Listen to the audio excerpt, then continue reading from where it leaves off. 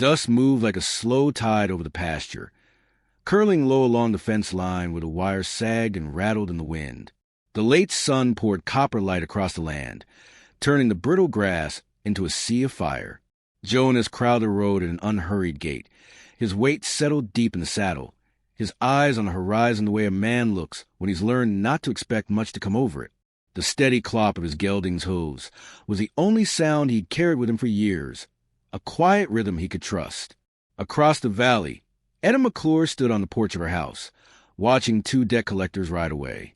Their voices still seemed to hang in the air, low, measured, and cutting. She gripped the porch rail, the wood worn smooth under her palms from years of leaning there, years of trying to think her way out of trouble. The cattle were thin from the long summer. The well had gone near dry, and now the men in town were circling like buzzards. One had offered to buy the ranch for half its worth, his smile sharp enough to cut. She'd told him no, though the word had scraped her throat raw. Jonas kept to himself these days, working other men's land when they needed an extra hand, sleeping in a cabin on the edge of nowhere. He was the kind folks nodded to but didn't invite for supper, the kind who could vanish for weeks and be thought of only in passing. Every few months, he made the quiet walk out to a cottonwood tree where two small graves rested in the shade. His wife and little girl had been gone near 10 years, but he still spoke to them as though they might be listening. The world had turned into a place he moved through, not a place he belonged to. It was Sheriff Cal Dorsey who mentioned her name. Jonas had stopped by the office to return a borrowed saddle, and the lawman, leaning back in his chair with his boots crossed on the desk, said, "Heard Etta McClure's fixin' to lose that ranch if she don't find a husband to keep the deed safe. Law's a funny thing. You tie your name to a man, they can't just come take out from under you." Jonas had muttered something about not meddling in other folks' troubles, but that night the words sat in his head like stones in a creek bed. He thought of her standing alone, the way she had at church one winter, holding her boy's hand while folks whispered about how hard the year had been on her. He thought of the graves under the cottonwood, and he thought of the silence in his cabin, the kind that pressed against your ribs.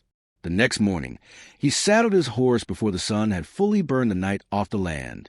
The ride out to the McClure ranch was long enough for him to turn the idea over 100 times and still not be sure if it was foolish or necessary. When he reached her place, she was by the barn, hammering a loose hinge back into place.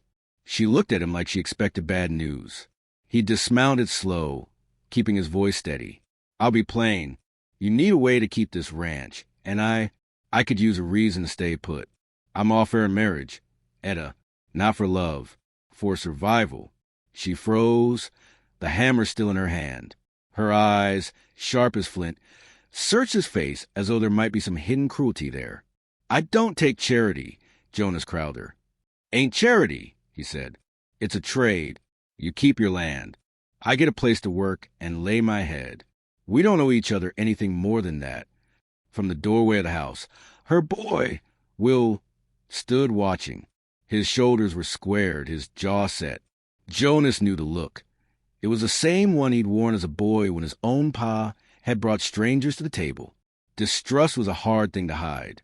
The wind pushed between them, carrying the dry smell of dust and the faint creak of the barn door. Etta's gaze didn't soften, but something behind it shifted. Perhaps the weary knowledge that pride couldn't feed cattle or keep a roof from caving in. She set the hammer down and extended her hand. "All right, Jonas," she said, her voice low. "We'll do it your way. But don't expect more than what you've asked for." Their hands met, callous palm to callous palm, under a sky streaked with the last light of day. It was no wedding vow, but it held the weight of one. Neither of them smiled. There was no place for smiling in a bargain like this. Jonas rode back to his cabin in the deepening dusk. The air smelled faintly of rain that wouldn't come. He packed his few things slow, telling himself this was only a deal between two people with nothing left to bargain but themselves. Deep down, though, he knew the land had a way of planting seeds you didn't know you were carrying. The wind rattled the loose shingles on the McClure house the morning Jonas arrived with his bedroll, saddle, and the small cedar chest that held all he owned. Etta was in the kitchen, moving about in her late husband's old apron, sleeves rolled high, hair tied back in a knot that had come loose in strands around her face. Jonas stood in the doorway a moment, hat in hand, boots leaving a trail of dust on the threshold. She glanced at him briefly, not unkindly but without warmth, as if this was simply another task to get through. They moved around each other like strangers in a narrow street. Jonas took the smaller bedroom off the hall, the one with a view of the pasture. Will kept his distance, his presence mostly glimpsed from the barn loft or the shadow of a doorway. The boy's silence was a fence Jonas didn't try to climb. Jonas worked the fences first. The southern post line leaned so far was near to falling, and by noon his shirt clung to him with sweat. Etta brought a pail of water to the fence post, but didn't stay. "Figured you'd need this," she said, then turned back toward the house before he could answer. That night, at the supper table, the three of them spoke only of what needed speaking. How many cattle had strayed, which tools had gone missing, the weather's stubborn refusal to break. The neighbors in town had begun their whispering already. Jonas could feel in the way men paused at the saloon door when he passed, in the look Mabel Keene gave Etta at the mercantile. Married again already? Desperate times. The words traveled fast over dry land. Etta didn't answer them, but Jonas saw the way her shoulders tightened when they rode back from town. Still, small things began to happen. One cold night, Jonas came in from checking the barn and found a stack of split firewood by the stove. Etta hadn't said a word, but the work was done. Another morning, he noticed the cuff of his work shirt had been mended. It was folded neatly on the chair by his bed. He left it there for 2 days before wearing it, though he didn't know why. Will's horse threw a shoe late in the week, and Jonas worked half the night in the barn by lantern light to set right. When the boy came down in the morning to find the horse ready, he gave a short nod before turning away. It wasn't thanks, not in words, but it was the first time Jonas felt the fence between them shift. One evening, when the day had cooled enough for the crickets to start up, Jonas found Etta sitting on the porch, elbows on her knees, eyes fixed on the far hills. He sat beside her without asking, resting his forearms on his thighs. After a long silence, she spoke, not about the ranch or the weather, but about her late husband. Her voice didn't tremble. The hurt had settled into something quieter, more permanent. Jonas didn't offer pity, only listened, the way a man listens to the wind when he knows he can't change its course. It wasn't all soft moments. Jonas suggested one afternoon that they sell off some of the thinner cattle to make it through the winter. Etta's eyes went cold. Those cattle were her husband's bloodline, she said, and selling them would be like selling his name. The air between them stayed sharp for days after, meals taken with the scrape of cutlery, the loudest sound in the room. But when Jonas was thrown from a skittish mare, landing hard enough to see the world blur, it was Etta who sat beside his bed through the night. She kept a cool cloth to his forehead, shifting in the chair when her back ached, her eyes heavy but watchful. When he woke before dawn, the first thing he saw was her hand resting on the blanket near his own, as if to make sure he didn't drift too far away. Rain came unexpectedly one morning, tapping against the roof in a slow, steady rhythm. Jonas woke to the smell of coffee and the sound of Etta humming low in the kitchen. It was a tune he didn't know, but it had a shape to it that made the house feel less like a stranger's. He lay still, listening, the corners of his mouth pulling into the faintest smile before he rose to meet the day. The wind came hard out of the west that morning, bending the tall grass until it lay flat and shoving dark clouds across the sun. The cattle in the lower pasture paced and bawled, restless under a sky that felt heavy enough to press down on the land. Jonas was saddling his horse before the first roll of thunder reached them.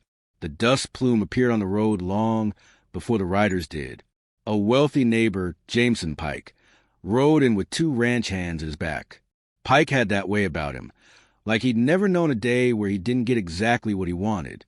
He swung down from his horse at the edge of the yard and tipped his hat in a manner that wasn't polite. "Etta," he called, his voice carrying easy over the wind. "Heard there was a problem with how this place was claimed after your husband passed. Be ashamed to see it tied up in court." Will stepped onto the porch beside his mother, fists clenched, chin high. Jonas came forward, hat brim low, boots steady in the dirt. Pike's eyes flicked to him and narrowed. "Didn't know you were still hanging around, Crowder," Pike said. Jonas didn't bother answering that. Instead, he reached into his coat and drew out the folded paper, edges worn from being carried close. Marriage license, he said, his voice even. Signed, sealed, and witnessed by Sheriff Dorsey. Etta McClure's ranch is Etta Crowder's ranch now. You got no claim here. The words hung in the air a moment before Pike spat into the dirt and gave a slow smile that never reached his eyes. This ain't the last you'll see of me. He turned his horse and rode out, his men following like shadows. By afternoon, the storm had broken. Lightning split the sky in white veined bursts. The wind tore the corral gate from its hinges, and the cattle scattered toward the river. Jonas was in the saddle again before the gate had stopped swinging. Etta called after Will, but the boy was already running for his own horse. Rain came in sheets, cold and blinding. They drove the herd back slow, Jonas riding ahead to cut off strays while Will circled behind. Hollering above the thunder, the river swelled fast, brown water pushing hard at its banks. Twice Jonas had waded in waist-deep to turn a stubborn steer, boots heavy with mud. By the time the last of the cattle were inside the fence, all three of them were soaked through, their breath coming hard. In the barn, steam rose from the animals and from the men as they worked the gate shut. Jonas pulled off his hat, water running in rivulets down his face. Etta was there, hair plastered to her cheeks, eyes locked on in a way that made the rest of the storm seem far away. Will stood a moment, catching his breath. "Thanks, Pa," he muttered, the word almost shy, before he turned toward the house. Jonas felt it land deep inside him, warm and steady, like a fire catching on dry kindling. The days after were quieter. The storm had scoured the land, but the grass began to green where the rain had fallen. Jonas worked the fence line with his hammer and nails, while Etta brought him a tin cup of water and stayed to watch him drive each post straight. They didn't speak much, but when their eyes met, it was without the guardedness of before. In the weeks that followed, the valley began to bloom again. The air softened. The nights lost their bite. Jonas sometimes caught himself looking out over the pasture in the evening light, the house warm behind him, and thinking he had finally found a place that fit. Some folks think a man saves a place by building it up, but I reckon sometimes it's the place and the people that build a man back first. Out here, love don't come all at once. It comes like rain in the dry season, slow, steady, and worth the wait.